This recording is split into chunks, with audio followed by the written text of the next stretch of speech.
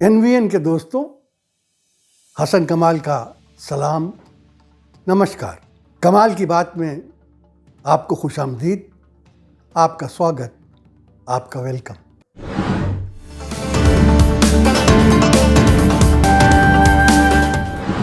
दोस्तों, पिछले वीडियो में हमने उत्तर प्रदेश के चुनाव के बारे में कुछ अंदाजे बताए थे रिजल्ट्स के बारे में। तो कुछ लोग उस पर बुरा मान गए, उन्हें बहुत बुरा लगा और उन्होंने कहा कि हमारे अंदाजे बिल्कुल गलत हैं और ऐसा नहीं होगा। तो हो सकता है अंदाजे गलत हों, लेकिन दोस्तों वो अंदाजे हमारे नहीं थे, वो अंदाजे आरएसएस चीफ श्री मोहन भागवत के थे। हमने सिर्फ उनका रेफरेंस दिया था, उनका हवाला दिया था। बहरहाल जो बुरा मानते हैं उन्हें बुरा मानने का हक है। एक बात, हम तो सिर्फ आपको वो बताते हैं जो सुनाई दे रहा है और वो दिखाते हैं जो दिखाई दे रहा है हमें। हमारा अपना उसमें कोई अटकल पच्चू नहीं होता। हम आपसे पहले भी कह चुके हैं, हम ये अरवे सर्वे पे बिलीव नहीं करते। लेकिन जो हमको सुनाई दे रहा है और जो हमें दिखाई दे रहा है, उससे ये अंदाज़ा तो ज़रूर हो रहा है कि बीजेपी इन 5 सूबों में जहाँ इलेक्शन हो रहे हैं, जिस वक्त आपको ये वीडियो मिलेगा तब तक 3 स्टेट्स में तो हो चुके होंगे। उत्तर प्रदेश आधे इलेक्शन हो चुके होंगे, तो 3.5 स्टेट्स के इलेक्शन तो हो चुके होंगे। एक इलेक्शन मणिपुर का बाकी है, वो होगा।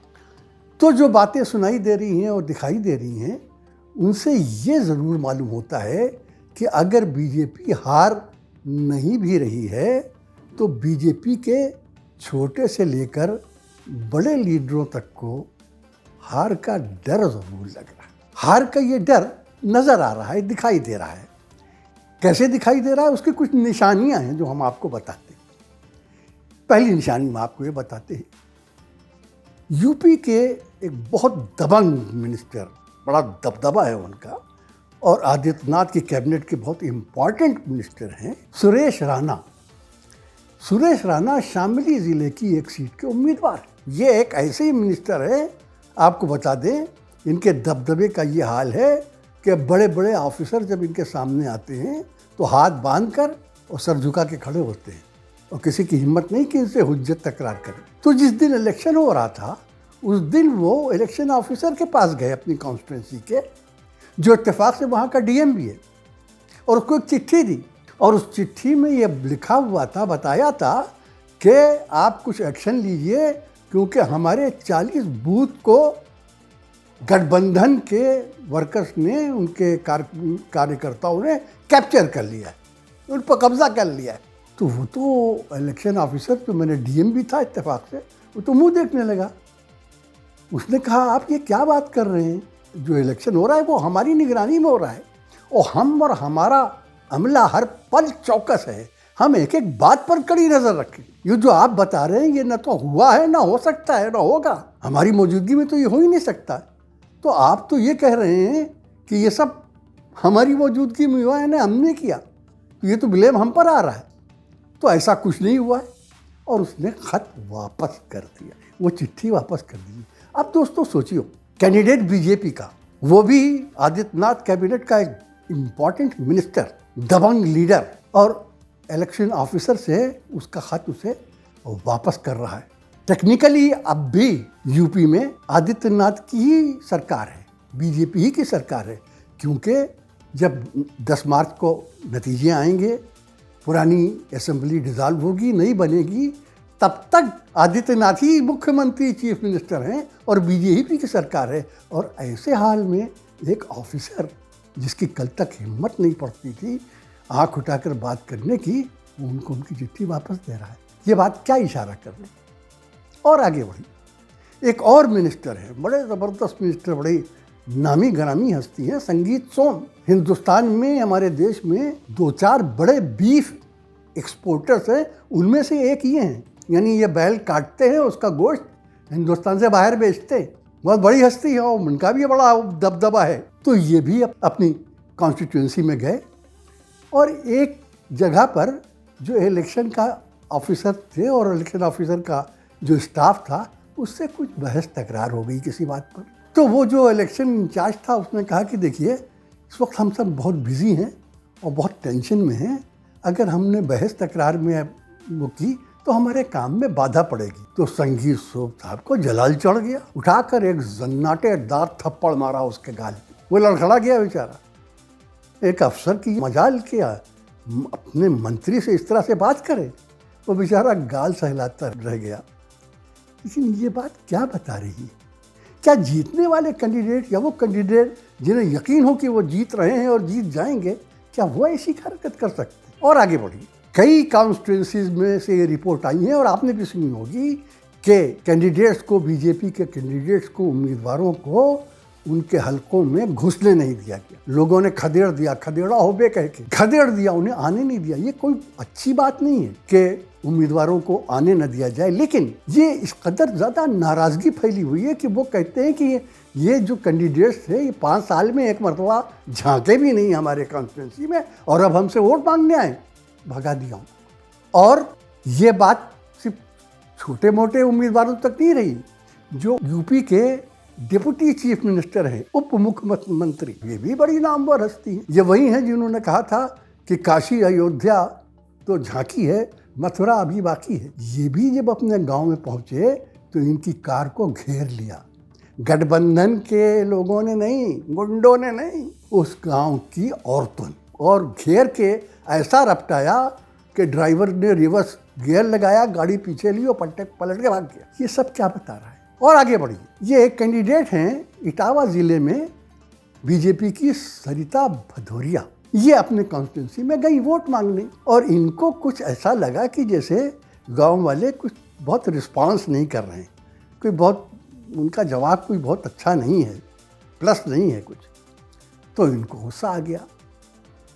अब इन्होंने क्या कहा आप खुद सुनिए। आज हम वोट मांगने जाते हैं, हम कहते हैं कि दीदी वोट देना, तो मुंह से नहीं बोल रहे, गल्ला खा गए, रुपया खा गए, पैसा खा गए, नमक खा गए और मुंह से नहीं बोल रहे, नमस्कार स्वीकार नहीं कर रहे। ये कहाँ का न्याय है? अगर आपको इतना ही खराब लगता था तो आप पहले कह देते कि हम तुम्हारा गल्ला नहीं खाए। ये कह रही हैं कि हमने तुमको गल्ला दिया, हमने तुमको पैसा दिया। माफ़ कीजिएगा सरिता भदौरिया जी, हाथ जोड़कर आपसे कहता हूँ, गुस्ताखी मेरी माफ़। वो गल्ला और पैसा आपने नहीं दिया था। क्या आपने अपने बैंक अकाउंट से ख़रीदा था? अपने पैसे से ख़रीदा था? वो गल्ला वो था जो किसान ने उपजाया था और जिसे गवर्नमेंट ने पैसे दे के ख़रीदा था।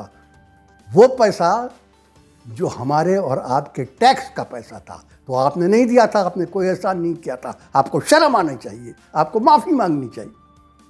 आप क्या गल्ला देंगी?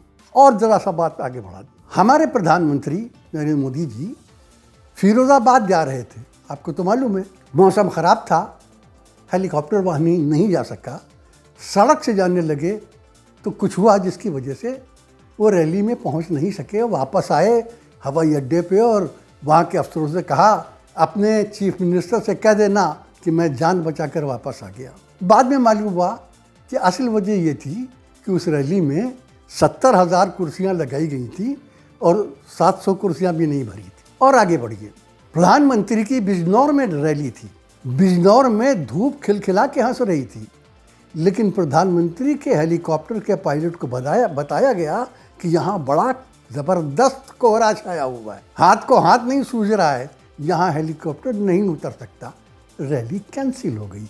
मालूम ये हुआ वहाँ भी कि लोग जमा नहीं, जो मोदी मोदी मोदी करते थे ना, वो जमा नहीं हो पाए। उसके बाद प्राइम मिनिस्टर की लखीमपुर की रैली भी कैंसिल हुई, क्योंकि ये इत्तला दी गई कि यहाँ या तो लोग आएंगे नहीं और अगर आए तो वो प्रोटेस्ट करेंगे। राजनाथ की रैली में लोग खड़े हो गए, उन्होंने कहा कि भर्तियाँ कहाँ हैं फौज की, 5 साल से सेना में भर्ती नहीं हुई है, हम बेकार फिर रहे हैं।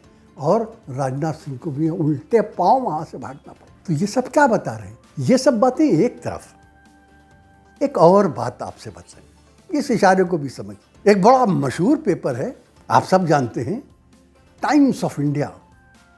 हिंदुस्तान के हर बड़े शहर से उसका एडिशन निकलता है, कहते हैं करोड़ों में सर्कुलेशन है उसका।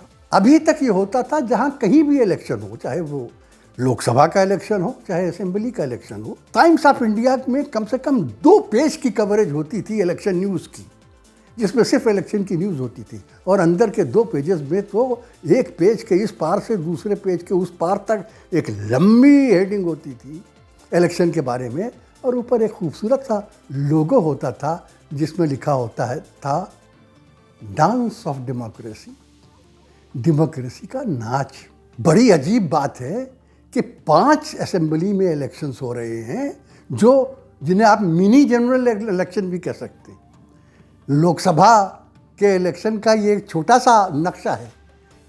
5 स्टेट्स में इलेक्शन हो रहे हैं लेकिन टाइम्स ऑफ इंडिया के पेजेस पर डेमोक्रेसी नहीं नाच रही। There is no dance of democracy in Times of India. अब या तो डेमोक्रेसी ने नाचना बंद कर दिया या फिर डेमोक्रेसी इन 5 सूबों में कोई ऐसा नाच रही है, कोई ऐसा डांस कर रही है जो टाइम्स ऑफ इंडिया और एक पार्टी और उस पार्टी के भक्तों को अच्छा नहीं लगता। दोस्तों, उस डांस का नाम है तांडव नृत्य। तो कहीं ऐसा तो नहीं कि इस बार डेमोक्रेसी उत्तर प्रदेश में, उत्तराखंड में, पंजाब में, मणिपुर में और गोवा में तांडव नृत्य कर रही है। अब आपसे और क्या कहें, समझदार हैं आप, समझ गए होंगे। तो इसलिए अगले वीडियो तक के लिए हसन कमाल, डॉक्टर सलीम और फैसल सैयद को इजाज़त दीजिए। फिर मिलेंगे, जल्द मिलेंगे। जय हिंद, खुदा हाफ़िज़।